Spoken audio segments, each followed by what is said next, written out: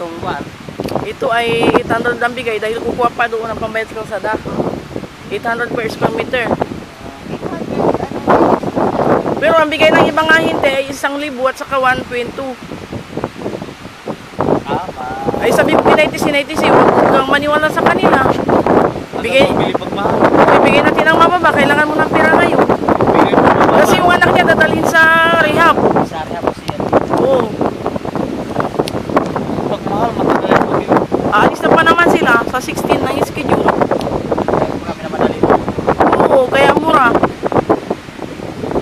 Kaya nga kung mag-decide si madam ngayon, pagkapadala natin ito, pag mag-decide siya, ika-cancel namin ang transaksyon sa foreigner.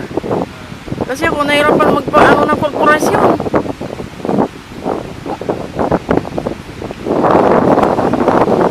Kinukuha na niya yung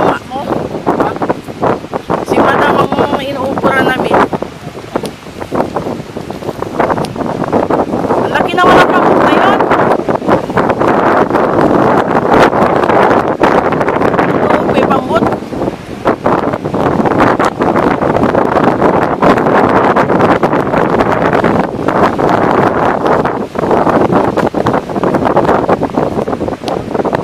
Pag nandito ka na, ikaw naman ang magbabantay nito.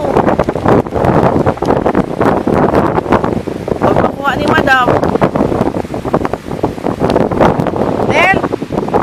Nel! Alam mo, paswerte niya. Paswerte si madam kung ito ang makuha niya. Saan ka makakuha ng 800 pesos? Ito lang ang area na ito. Ito lang to siya. Ayan lang. Oo. Pagdating ng panahon, may pinag-data. Oo. Hindi may itatatak naman sa likod ng titulo eh. 5 kilometers abor kwen 7 galing sa atin.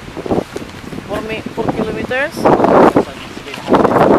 Tapos yung Yun na yun, kasama ni Mama. konti lang, malapit lang eh. Nakarating ka nga ng bayan mula sa San Rafael, lalo na ito, lapit-lapit, bantayan mo lang.